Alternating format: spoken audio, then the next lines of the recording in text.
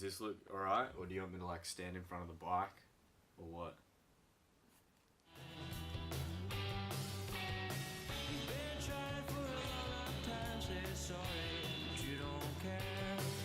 G'day, I'm Tom from Built Moto.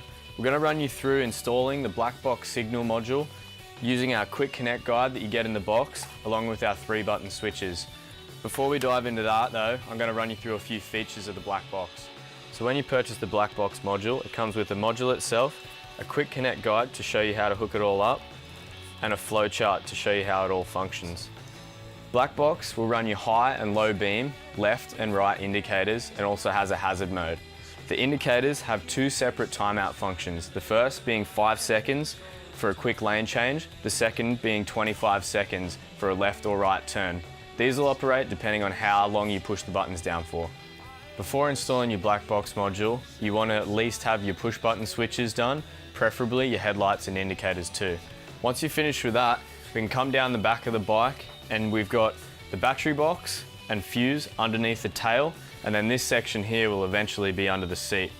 This is especially tight because on this particular bike I have 0 room to hide anything, but this thing's small enough anyway, so it kind of lets it get away with a bit more. It can be less if you have smaller capacity lights. Alright. This is where it starts.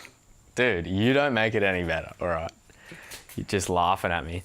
Alright, the black box module can be... The black box...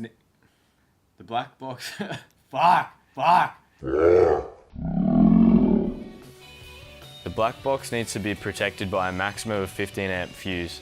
Hooking it up is a simple 9-wire connection. I tend to use terminal strips hidden under the seat because it just allows you to firstly differentiate between your different switches and lights, and also keeps everything nice and neat for you.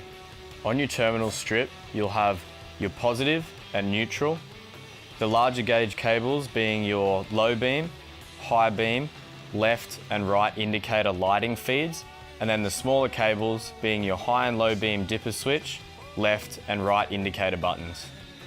Referring to your diagram, you have 2 size gauges of wire, the larger being your 12 volt active and the lighting cables, and the smaller size cabling being your neutral and the push button control wires. One thing I often get asked about the module is, does it include a brake switch? No, it doesn't, and let me quickly run you through why. You got a 12 volt switch on your handlebar, and you also have the same switch on your foot brake. To include that in the black box would be completely unnecessary, and in the interest of keeping things simple, I chose not to include it. I hope that's all you need to know about the Built Moto black box. If you have any other questions, feel free to email me, I'd be happy to answer.